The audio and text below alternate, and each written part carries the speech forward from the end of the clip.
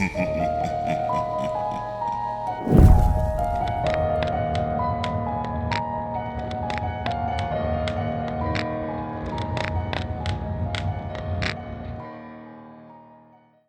must have been the most run-down, filth-ridden motel room I had ever seen. The kind of place where cockroaches didn't feel the need to scatter at the flash of a light bulb. I wouldn't be surprised if a whole civilization of the nasty things were living between the walls, laying their repulsive egg sacs wherever they pleased, and multiplying faster than an Asian kid on Adderall. I was seated at the edge of the bed, shifting uncomfortably atop its warped mattress, while trying to ignore the rank funk radiating from a pile of unwashed sheets bundled up in the corner. It was the type of room people did anything but sleep in. That was fine by me, though. I hadn't come here for shut-eye anyway.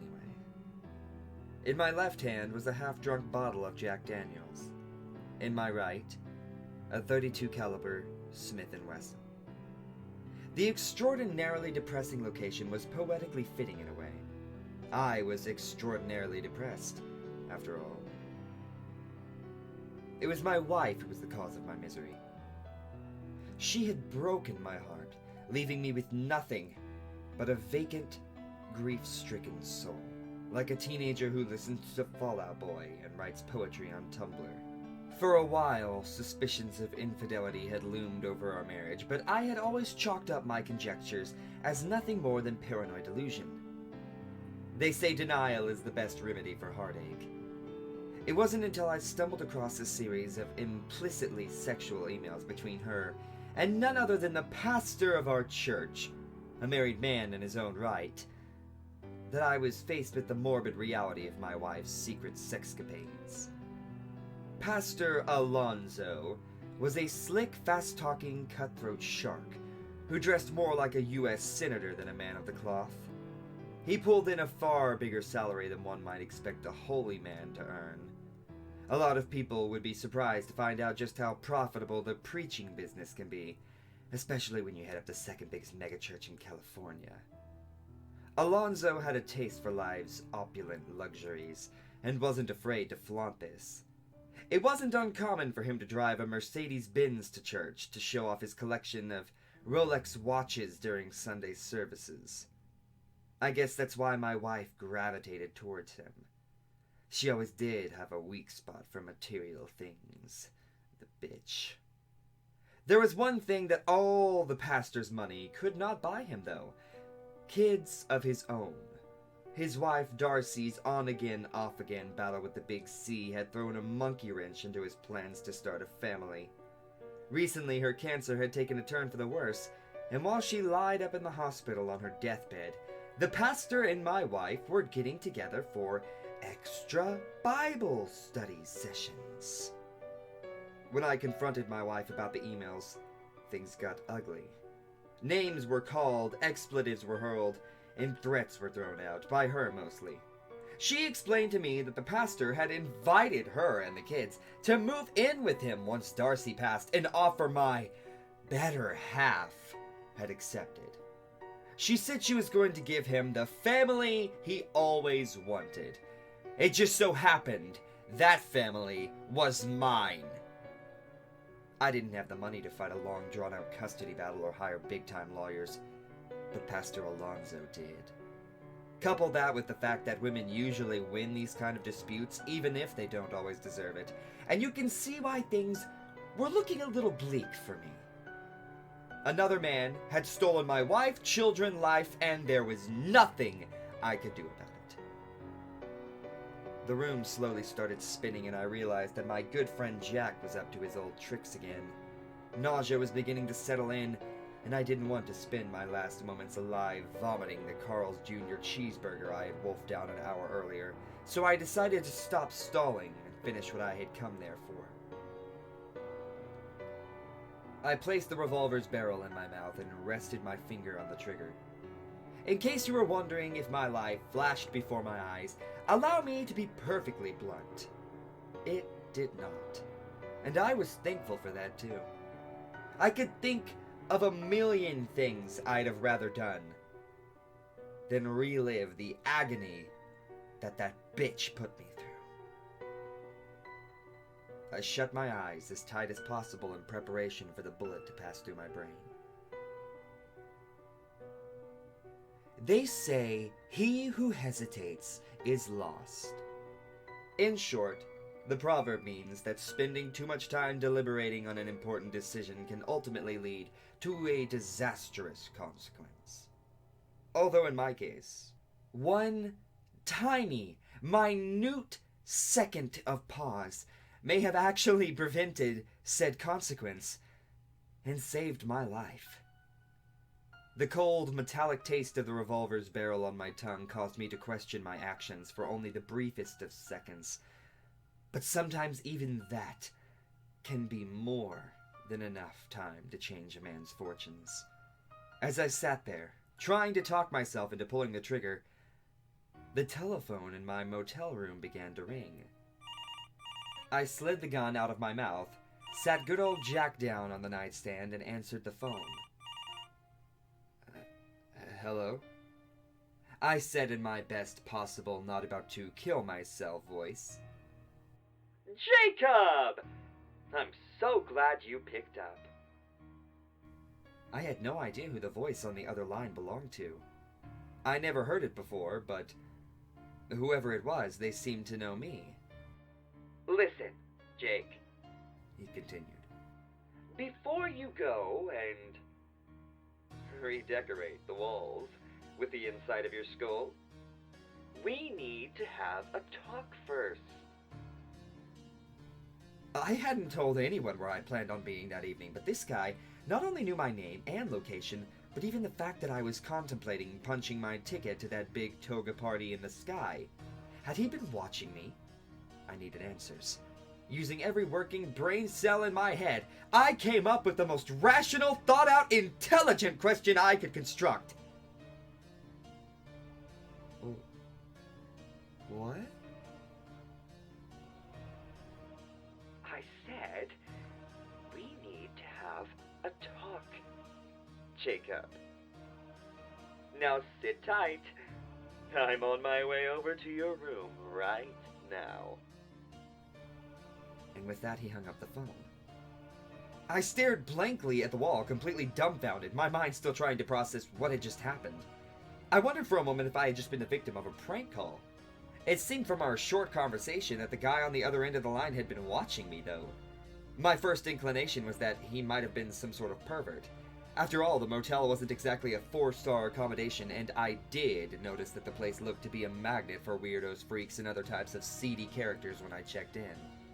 I took a swig of liquid courage. For some reason, I always felt braver when Jack was around. Knock, knock.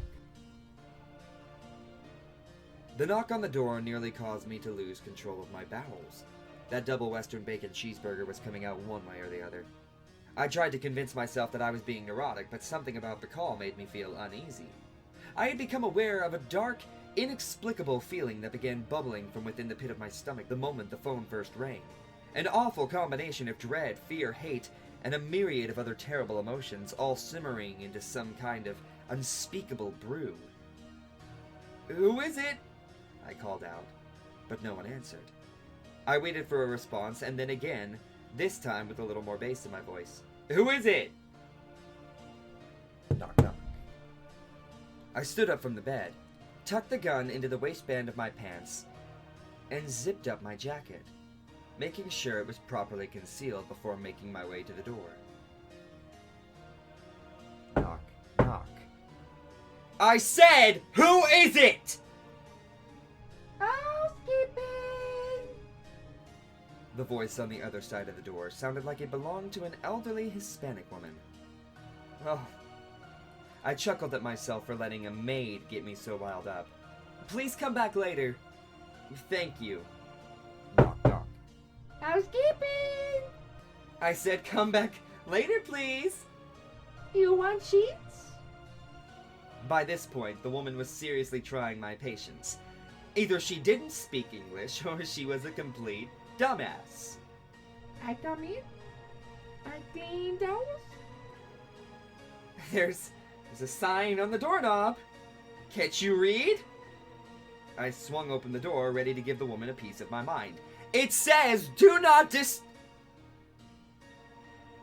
There was no one in the hallway. I leaned my head out of the room to see if the irritating maid was bothering some other poor sap, but the corridor was completely barren. Convinced I had officially lost my mind, I retreated back inside and closed the door behind me. Knock, knock. Not a second later, the knocking started up again. Housekeeping! Go away! I shouted at the top of my lungs. Where had she come from? Just moments earlier, I was alone in the halls. Knock, knock. I changed towels? Listen, just please leave me alone, I begged. There's no way in hell I'm letting you in. It was getting harder and harder to ignore that strange, dark sensation that was still stewing inside my stomach. Knock, knock. I said go away! Once more, I opened the door, and once more, there was not a cleaning woman in sight. This time, however, I was not alone. Because doubled over in laughter before me was a teenage boy, no older than 16. He was wearing a forest green hoodie and a matching flat-billed baseball cap tilted off to the side, a fashion choice that made him look spectacularly douchey. His baggy jeans sagged halfway down his ass, exposing a pair of striped boxers, and accenting his douchiness even further. A black bandana hung out of his back pocket, as if he was some kind of gangbanger. I found this to be particularly stupid, since he appeared to be the type of suburban white kid whose mom drove him to soccer practice in a minivan. Can I help you? I grunted out. I was about 10 seconds away from wringing the little twerp's neck, but by the way he was convulsing in laughter, it was clear that he was the mastermind behind my harassment. Oh, man!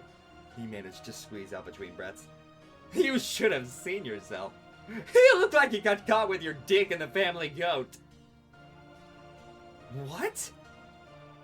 The boy wiped a tear from his eye and took a deep exhale in an attempt to rein in his laughter.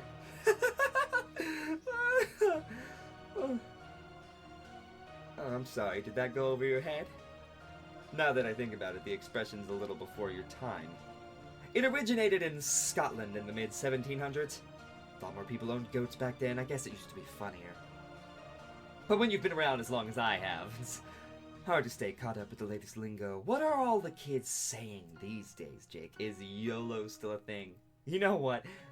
Never mind. I came here to talk to you about something else. May I come in? No! You may not! I extended my arm across the doorframe to block the entrance of my room. Why don't you just get the hell out of here, kid? I'm a little bit busy. Oh, yes. I can see that, but I'll only take a minute of your time. Then you can get right back to blowing your brains out. Sound good? The boy ducked under my arm, scrambling past me before I could stop him. Once inside, he paused for a moment, surveying the room and smiling snidely to himself. Oh, jeez, Jacob. This place is a dump. Why in blazes would you want to blow your brains out here? Personally, I would have chosen the Ritz-Carlton uptown if I was going to off myself, but not before ordering some of those delicious sweet potato truffle fries from the bar in the lobby. You've got about 3 seconds to get out of here, kid. I'm shaking in my boots! He giggled briefly, then continued. Honestly, man, intimidation's not your forte. I promise I'll leave in a second, but as I said before, I want to have a little chat first. What do you want? To help you out. What else? You can help me by getting out of my room. A bit snippy, aren't we, Jacob? I know you've had a rough day, but it doesn't have to end the way you think it does. So what if your wife hurt you? Buck up. There is a way to remedy the situation. It was then that I realized that that darkness inside me had never gone away. Instead, it had been flourishing, spreading from my core as it pervaded throughout the rest of my body. How did this kid know so much about me? For a second time that evening, I was so rattled I could hardly spit out a sentence. Who are you? I said, He leaned in and cupped his ear like an old man whose hearing had waned over time. Were you... what? Was I watching you? Is that what you were gonna say? Learn to enunciate, man! Sorry to interrupt, but if I let you do all the talking, we're clearly going to be here all night, and believe me when I tell you, I've got other places to be. Now then, why don't I answer your second question first? Yes, I was watching you, but not in a creepy, staring at you through the window kind of way. You know, like Ryan Gosling in Drive. Oh, did you ever see that movie? Oh, it's surprisingly good. And that Gosling, he's got chops, I tell you. The guy's so damn handsome, too. Some lucky bastard just hit jackpot in the genetic lottery. Am I right? The kid was giving me a bad vibe. I slid my hand into my jacket pocket and felt through the fabric for the handle of my revolver. All the while, he continued to blabber senselessly about how the Mickey Mouse Club was the greatest thing to ever happen to the entertainment industry. I needed to somehow get control of the situation. Shut the hell up, kid! I shouted. You better give me some straight answers right now. Why were you watching me? The boy's smile quickly disappeared. He scanned me up and down, probing me with his eyes as if he was examining every inch of my body, a look of utter disgust on his face. It was bizarre. His very stare made me feel ashamed and violated. More questions, huh? Well, first off, you should probably make sure the hammer isn't cocked on that little lemon squeezer of yours. You're going to shoot your dick off. And then you really will have a reason to want to be dead. Somehow he knew about the gun I was hiding under my coat. I unzipped my jacket and pulled it from my pants. He was right, I had left it cocked. I was watching you because I saw a doomed soul. A lost spirit, so to speak, who was about to let the bad guys win, and I just couldn't let myself allow that to happen. He moseyed over to the television and dragged his finger down the screen, leaving a spotless streak across the otherwise dust-covered glass. Take it from a guy who's been there before. I know exactly how you're feeling right now. I, too, have been betrayed by someone I loved, cast down, and thrown out in favor of another. He paused for a moment, looking down at the dust that collected on his fingertip. But I haven't answered your first inquiry yet, have I? Who am I? Well, that, Jacob, is a loaded question. I'm a man of many epithets. Over the years, I've been known as the bearer of light, the son of perdition, even the proud one. In a story he once wrote, Washington Irving referred to me as Old Nick.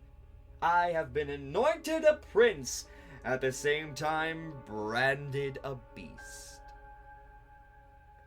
You're telling me that you're the... Pleased to meet you! Hope you guessed my name. But that's impossible. Why? You go to church, don't you? Is it so hard to believe that asinine little book, the one you people so arrogantly proclaim to be God's true word, actually got something right? Oh, don't go patting yourself on the back for being a Christian, though. The Bible's full of more half-truths and garbage than a supermarket tabloid. I was completely taken aback by what the boy was saying. A couple minutes earlier, I was getting ready to launch a bullet in my brain. Now I was talking to a teenager who had just declared himself to be the embodiment of evil. If you're the devil, I asked, why do you look like a kid? Why not? I do as I please. I can appear as whatever or whoever I want. You think this is weird? Once I made myself look like a snake just so I could talk to a hot naked chick. Yeah, but it doesn't make any sense. Neither did Carlos Mencia's comedy career or President Trump's presidency. But it happened anyways. By the way, I assure you I had nothing to do with either of those. He shook his head. I suppose it's proof you require, eh? I miss the old days where you people would blindly take me for my word. Made it so much easier to cheat at poker. The boy gave me a mischievous wink. All right. Why don't you pick up the phone? There's someone who needs to speak with you. Not a second later, a shrill, ear-splitting sound cut through the motel room. The telephone on the end table was ringing. I shot a skeptical look over to the teenager, who was holding his hand to his ear as if there was an invisible phone in it. Hello? I said as I answered the call. Housekeeping. I clean now? As the boy's lips moved, I could hear the cleaning woman's voice over the telephone. No hablo inglés. I come in? He burst into a fit of laughter. I was floored. I tried to play cool, but I'm certain he could read the shock on my face. Now check this one out. He cleared his throat. I'm leaving you, Jacob.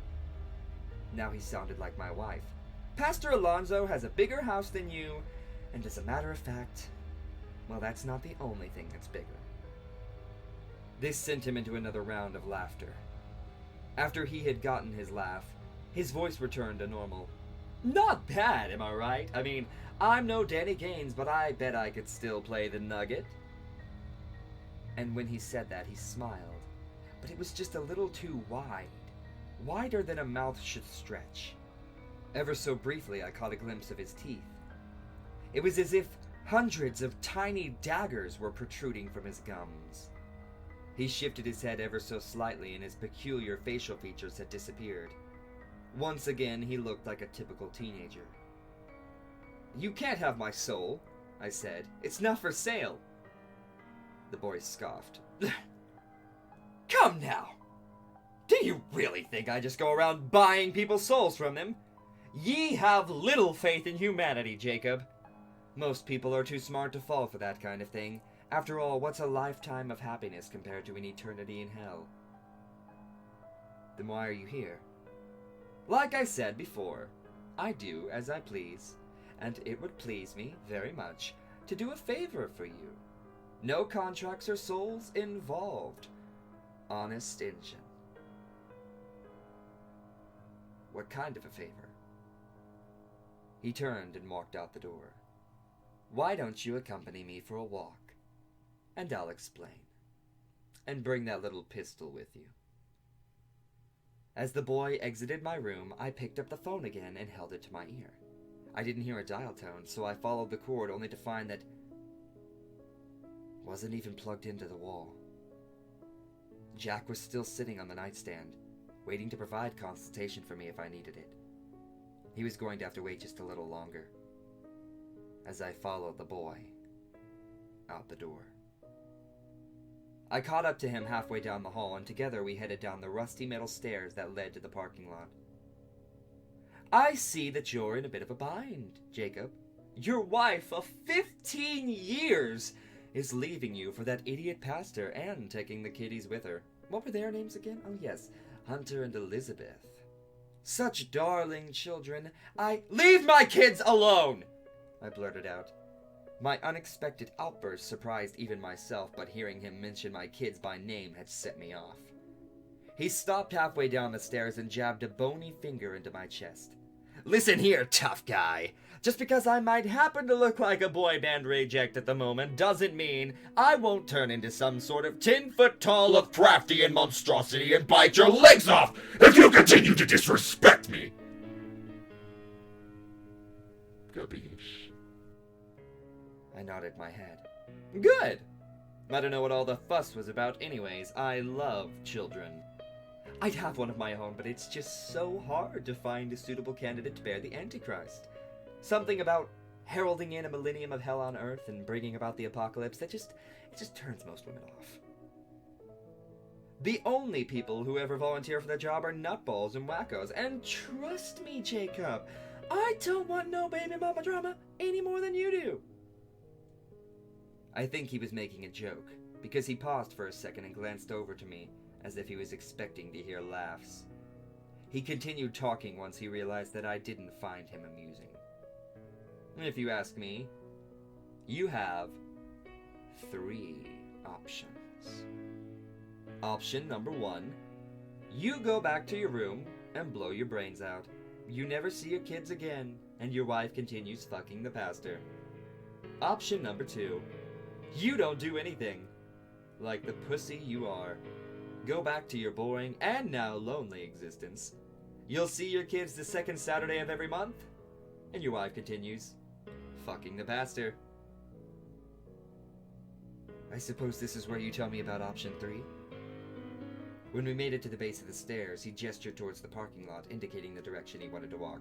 Smart man! He chortled. Option number 3 is this. You take that .32 caliber Smith & Wesson over to the pastor's McMansion tonight. Your wife is there right now, discussing church business. He made a set of quotation marks in the air with his fingers when he said that. I'm sure he's got her down on her knees, taking communion as we speak, accepting the holy body into her mouth and all that. Okay, I get it. That's a terrible joke. We aren't even Catholic. What are you trying to say? You want me to kill Pastor Alonso? Kill the pastor! Kill your wife! Hell, kill his annoying little shih tzu while you're at it. You have to kill them, Jacob. Don't let them take your children from you. End their lives for trying to ruin yours. I do it for you. But killing is one of the few rules I am bound to not do on this miserable plane of existence. I had to admit it. It was an idea that had crossed my mind earlier that night. More of a fantasy than anything. I never actually considered going through with it.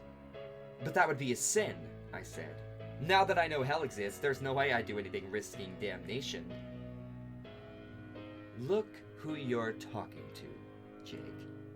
Don't you think I have just a little bit of leeway down there? For this one particular night, I will absolve you of all your sin. Think of it as a get-out-of-hell-free card. And don't worry about the fuzz either. I have friends in high places. You won't even be considered a person of interest in the murder. I couldn't believe I was even entertaining the idea. I had become so engrossed in what the satanic little douchebag was proposing that I didn't even realize he was leading me to my car until we were standing right in front of it. So if it's not my soul you want, what are you getting out of it? Ah, I see my reputation precedes me. Like I said before, I'm just doing you a solid, man. He stuck his fist out, waiting for me to bump it, but I left the devil hanging. Let's just say maybe one day, in the future, you'll repay the favor. Or not. You certainly wouldn't be obligated to. What kind of favor? I don't know. Pick up my dry cleaning. I haven't thought of it yet. Who cares? I may never even bother you after tonight. I reminisced back to when my wife and I were young. We were so in love. And now, I was standing in a parking lot under the neon lights of the world's dirtiest roach motel, letting the baby-faced demon talk me into murdering her. How had it come to this? She's my wife, I said. Part of me still loves her. I don't know if I could even do anything that would harm the mother of my children. He rolled his eyes. Oh. And clearly, she loves you too. Why else would she be on her back right now, letting that idiot pastor plow her into next week? And when he said that, his voice got deeper, 1,000 octaves lower than anything I'd ever heard in my life. The sound, it was maddening. It made me want to bury my fingers in my ear canals until my eardrums burst. Your adulterous whore of a wife sins with that slimy two-faced sorry excuse for a human as we speak. If that wasn't enough, she plans on taking your children and half your money, and for what? Because you don't have a big house or a fancy car. She used you until something better came along, and he did the same to his wife. Hell is filled with men and women like them. Send them where they belong! It felt as though his voice was microwaving my brain from the inside. I grabbed my head and fell to the floor. That pastor sins in God's name with your wife, and you want to let them get away with it! Send them to hell, Jacob! Send them to me and I will make them suffer for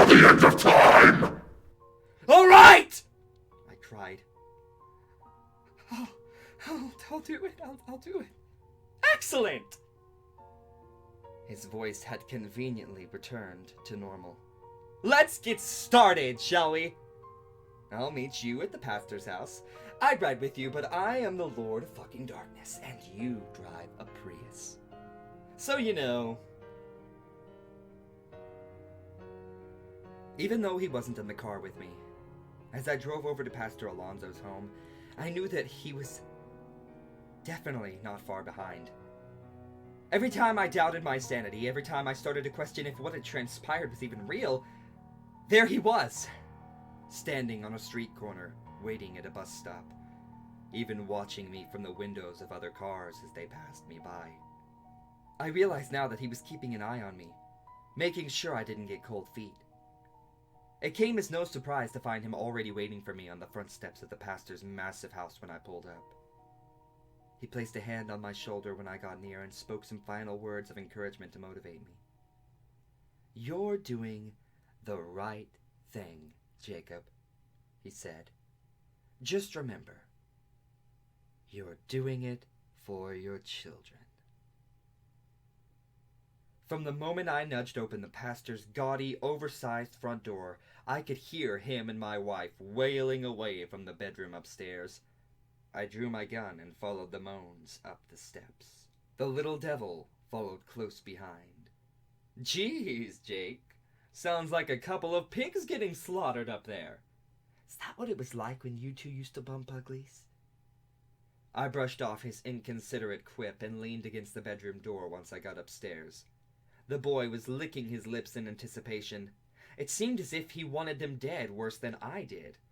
Doubt began to seep into my mind. I was no killer. The very thought of murdering the mother of my children was beginning to make me feel sick.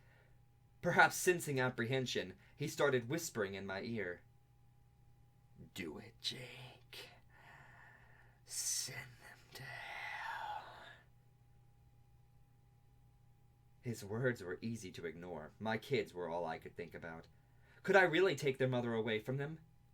Even though I had let the boy manipulate me that evening, I still had my free will. I could still walk away. I knew I had the power to walk out the front door if I wanted to. No one needed to die. "Oh, Jacob. He who hesitates is lost." How could I even pull the trigger? For God's sakes, I still loved the woman. That's when that dark, inexplicable feeling that had been growing inside me started to dwindle. In its place, I felt hope. Hope that maybe, if I could just talk to her, even hear her speak, I would come to my senses. And then, almost on cue, her voice rang out, resonating through the air like a magnificent melody plucked from the fingers of a master harpist. "Fuck me, preacher man!" I kicked in the door. My gun had 6 bullets, but it only took me 3. Would have been 2. But I couldn't resist the opportunity to relieve the pastor of his holy scepter. It's really strange how draining murder can be. All I did was point my gun and pull a trigger, and yet my body felt like I had just run a marathon. I knew you had it in you, Jake. But holy hell, I didn't expect you to blast off his dick, too. It wasn't his wisecrack that startled me. The boy's voice had suddenly changed. It was deeper than a teenager's now, more dignified, too. Perhaps more alarming, it was a voice that I knew very well, one that I had heard echo off the windows of my church every Sunday for years. Pastor Alonso. I whirled around to see the man I had just shot smiling at me from the doorway. "Relax," he said as he entered the room. "It's just me, Lucifer, king of the underworld, father of lies, yada yada yada." I looked back to the bed. The real pastor's bullet-ridden body was still there, motionless next to my wife's corpse, their cadavers intertwined within a set of tacky, blood-stained bedsheets. "Why do you look like Pastor Alonso now?" I asked. "Why does it matter? I do as I please, remember?" Before I had a chance at a follow-up question, the thunderous sound of the pastor's front door being slammed shut carried through the house and up to the bedroom. My heart began to race as a bevy of heavy footsteps made their way up the stairs. "What the hell is going on?" I demanded, but the trickster didn't answer me. There was a wicked grin painted across his face. It sent a wave of fright through my body. "Do you have any idea what they're going to do to you in prison, Jacob?" he said with a sneer. 2 uniformed police officers strode into the room. As the policemen made their way towards me, my panic began to intensify. All I could think about was wasting the rest of my life away in prison, forced to play housewife at the behest of my cellmate, a tattooed skinhead named Knifeface. I still had 3 bullets left, and I knew that there was one way out of the situation. I raised the revolver to my temple as the cops marched towards me. I don't know if I really would have pulled the trigger had they attempted to arrest me, but thankfully I didn't get the chance to find out, because instead of drawing their guns on me, they brushed right past me without saying a word. I watched in awe as they started wrapping the pastor and my wife's bodies in the soiled silk sheets. To my surprise, they appeared to be cleaning up my mess. You-know-who fell to the floor and began howling.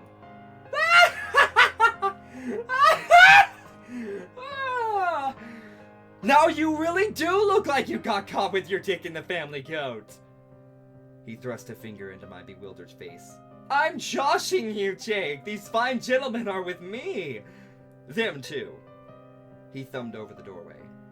2 more men I hadn't noticed before, wearing plain clothes but still brandishing badges, were waiting in the doorway. "Jerry! Come over here for a second." The older, heavyset man sauntered towards us. His somber face and reluctant gait made him look like a kid who just got caught with his hand in the cookie jar. The no longer baby-faced demon patted him on the back. "Do you know who this man is, Jacob?" I shook my head. "Jerry here is the head of the police department. That means he is very important." "Pleased to meet you," I said, but I really wasn't. At that point, all I wanted to do was distance myself as far from the pastor's house as possible, and forget the entire night had happened. The police chief remained silent. The shame and discomfort in his eyes told me the feeling was mutual. The demon gestured over to the other man still standing at the door. "And that man over there just made detective." He turned his head towards him. "Congratulations on your new promotion, Bill." The detective looked away to avoid eye contact. Once again, my partner for the evening focused his attention on me. "Guess who's going to be heading up your wife's murder case?" "What about the pastor?" I asked. "Who's going to be looking into his murder?" He stretched his arms out and twirled around as if he was showing off a brand new coat. "What are you talking about? Pastor Alonso wasn't murdered. He just suddenly decided to do missionary work in Africa with his wife. See? Everything wraps up neat and tidy and you get off scot-free. Now, Jacob, before you leave tonight, I wanted to speak to you about that favor." "What?" "You know, we talked about this. I said that maybe one day I might ask you to return the favor I did for you. Remember?" "Yeah," I said. "I remember. I guess I just didn't expect it to come so soon." "Well, you know, life's really funny like that sometimes, Jacob. Don't worry, though. It's really nothing you can't do in your sleep. I'm not going to ask you to pick up and dispose of dead bodies like these suckers. Then what do you want?" He leaned in close and looked at me with a solemn expression on his face. "Listen to me, Jacob. Because this is the only favor I will ever ask of you. It is imperative that you never attempt to contact Darcy Alonso. Do I make myself clear?" "What?" His request had left me puzzled for numerous reasons. "But Darcy Alonso has terminal cancer. She's dying." His lips curled into another devilish smirk. "Well, let's just say I did her a little favor." "What are you going to do with her?" "What's it matter to you?" "I do as I please." I waved my finger in his face. But you said I'm not obligated to listen to you, right? If I want to, I could go over to the hospital right now and tell her about everything that happened tonight." Of course you can, Jacob. Like I said, no binding agreement between us. Your soul is yours, and you're free to do with it what you want. As a matter of fact, I stake no claim to any of these men's souls. They're just people who were kind enough to repay the favors I did for them. You see, I've done favors for a lot of people, Jacob. Cops, judges, lawyers, even pedophiles who take pleasure in the rape and murder of children. Hey, that reminds me. Don't your kiddies walk home from school every day? And when he said that, he looked me right in the eye. It was as if his stare caused my mind to play out 1,000 different scenarios, each one more heinous and vile than the last. Those eyes were like looking through a window into hell. Darcy and I are going away, he continued. All you have to do is forget about her. Forget about this entire night if you want. But don't forget that I'm always watching you, Jake. He didn't need to say another word. The message was clear. I turned and exited the pastor's house without looking back. The next few hours were a blur to me. I remember driving back to my home, vomiting in the kitchen sink. That double Western bacon cheeseburger finally did make its escape, then passing out on the couch in my living room. My wife's body was found 48 hours after I shot her inside of a liquor store dumpster. Just as he said, I was never even considered a suspect. Her murder was pinned on some 19-year-old kid from the hood who had never seen or met her. It took no more than a week for the jury to reach a guilty verdict. They sentenced him to death. The kid's currently incarcerated and trying to appeal the jury's decision, but something tells me he's not going to have any luck. I have a feeling I'm not the only person who has a favor to repay. Darcy Alonzo checked out of the hospital that evening and was gone by morning. Word around the church was that she and the pastor had believed her miraculous recovery to be a sign from God, so they sold their house and set out across the globe to spread his message. If you ask me, that story's a bigger load of bullshit than a politician making a campaign speech while rolling in a pile of fertilizer. It was hard for my children to lose their mother at such a young age, but they've been learning to get along without her. I'd like to think I've been doing a hell of a job as a single parent, cooking, cleaning, and taking care of them. It took a while for things to get back to normal for us, but they're finally smiling and laughing again.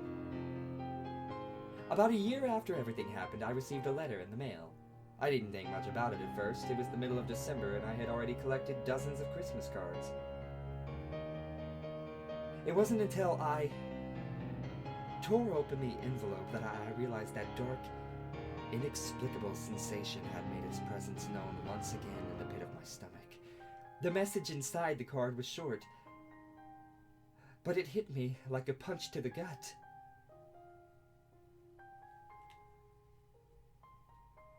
Merry Christmas!